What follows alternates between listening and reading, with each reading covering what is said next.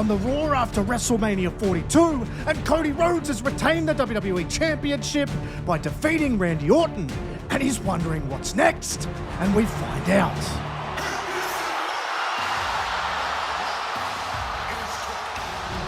The Rock is back, but he doesn't say a word out loud. He just whispers something in Cody's ear and walks off again, leaving Cody completely rattled and contemplative.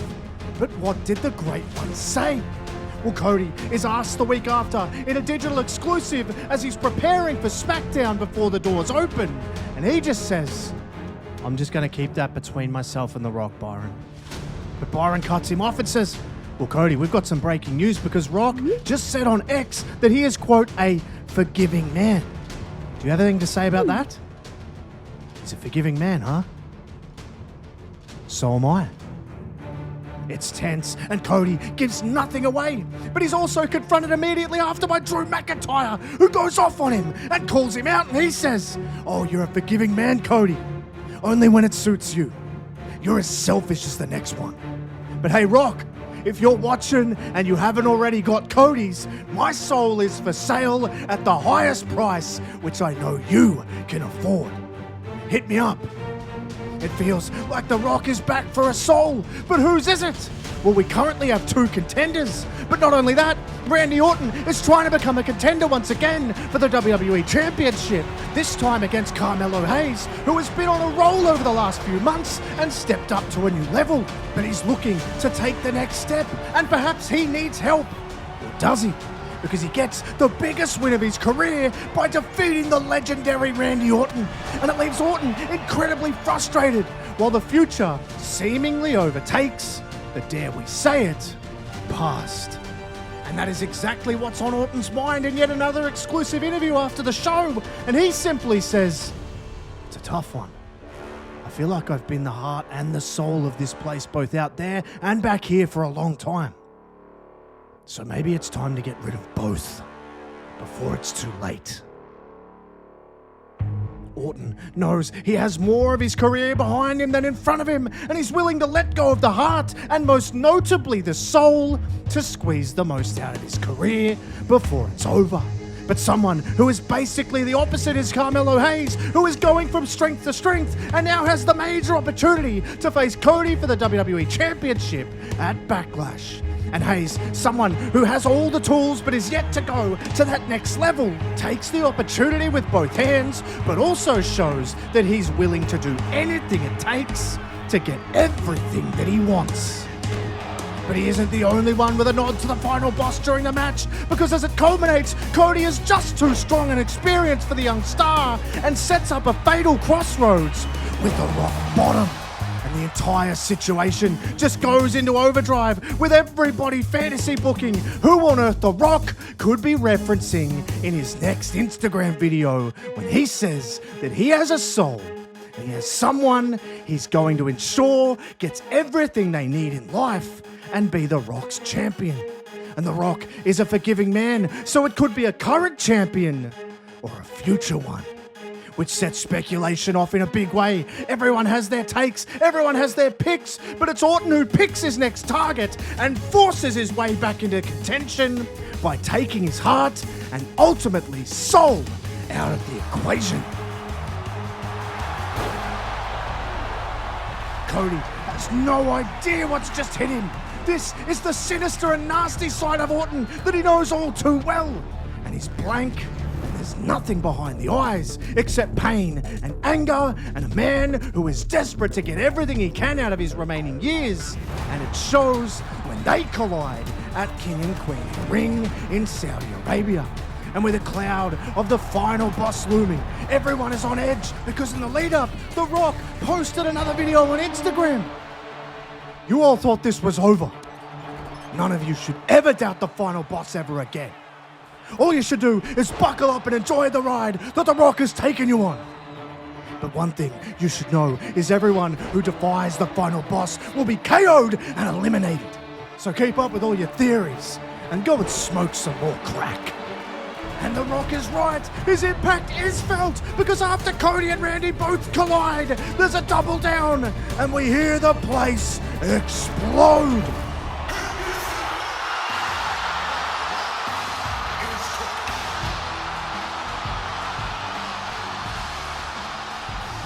of Final Boss's music, but no final boss. However, Randy crawls up the ropes and looks down the ramp, but standing already behind him is Cody, who pounces and takes the opportunity to use the distraction to drop Orton with a crossroads for the win. And this ramps up even more speculation, with fans asking, was the distraction intended to help Orton or hinder him? Because Cody did owe Randy one after his cheap shot attack.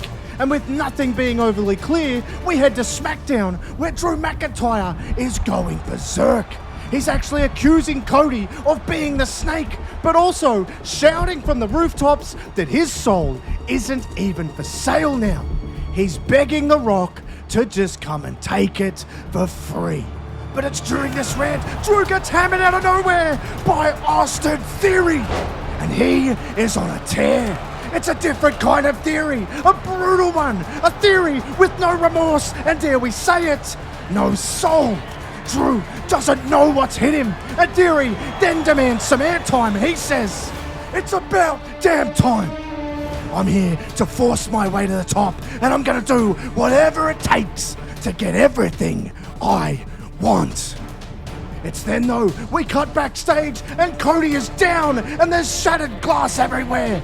Was this Austin Theory, or was it one of the other potential Rock souls? Well, everyone concerned gets questioned individually, with no one taking any responsibility, yet none of them outright denying it either. But it's also The Rock who doesn't deny any involvement, simply saying on X, "Injuries make you realize how quickly this can be taken away."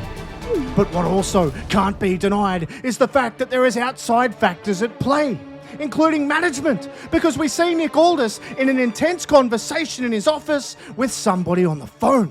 And to say it creates even more questions is an understatement, because Aldis then announces that not only is Cody Rhodes officially ruled out of competing at the Money in the Bank event due to his injuries, there will be qualifiers for the Money in the Bank match itself.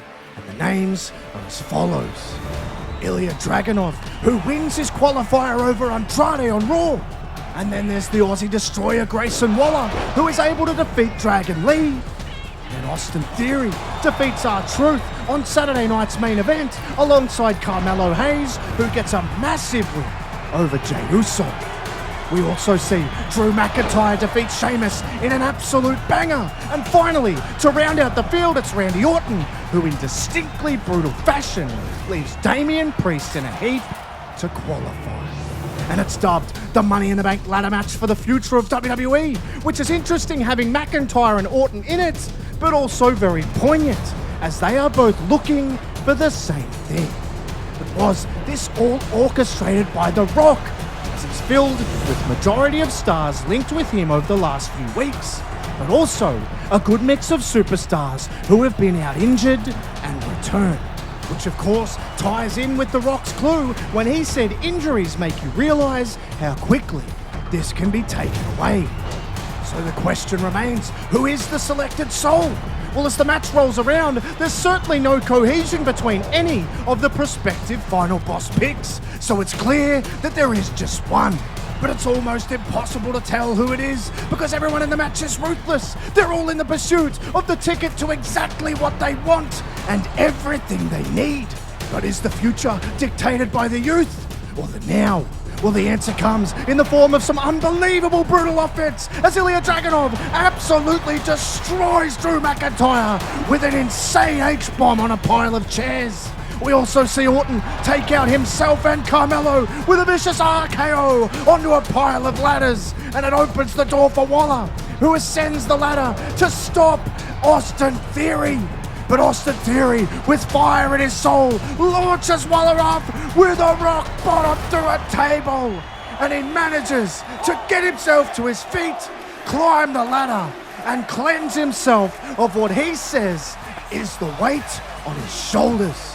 But he puts the weight of the briefcase right back on them instead. But this sets off a domino effect, because while he got what he wanted, a lot of others didn't, and WWE bursts into madness as all of the main players start to fly off the handle. Mello resumes his mission by trying to settle the differences and prove that the future is brighter than the past in his battle with Orton. But the big blow-off match culminates in neither man being able to get the upper hand because Orton goes dark, trying to knock Mello's head off, but the agileness of youth wins out, and Mello then lets the darkness and the soullessness come out in him.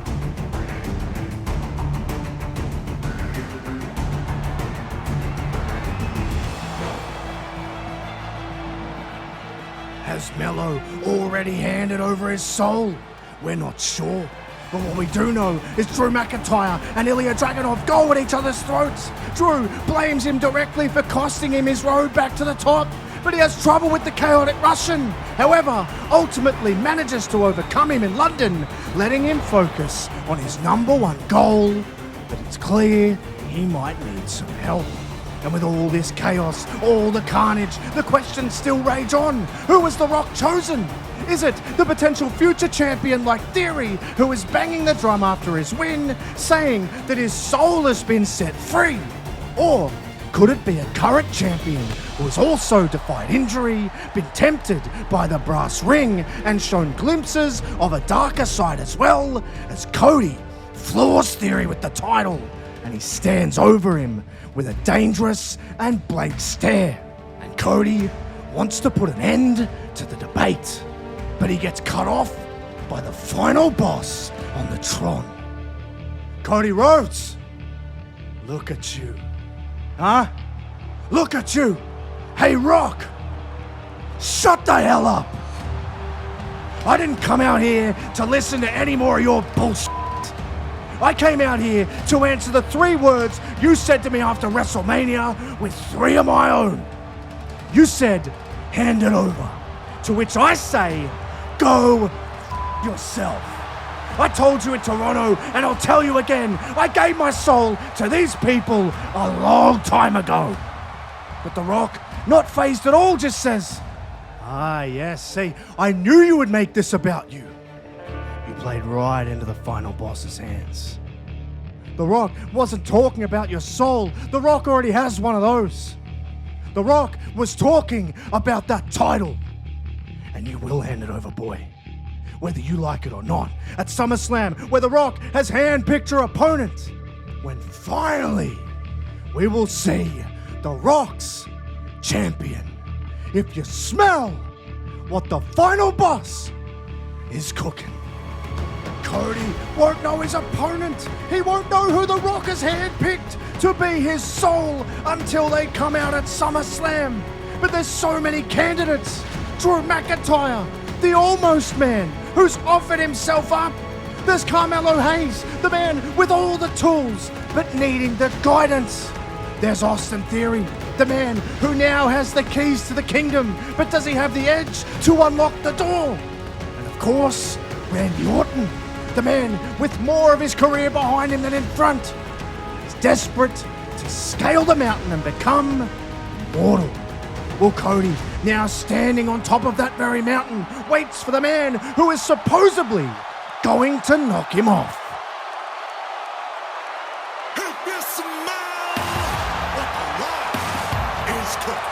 The Rock is in person for the first time since just after WrestleMania. Is it him? It surely can't be. None of it lines up. The injury message, the forgiveness, none of it. And we find out why. Because the final boss, with one hand gesture, shatters Cody's world.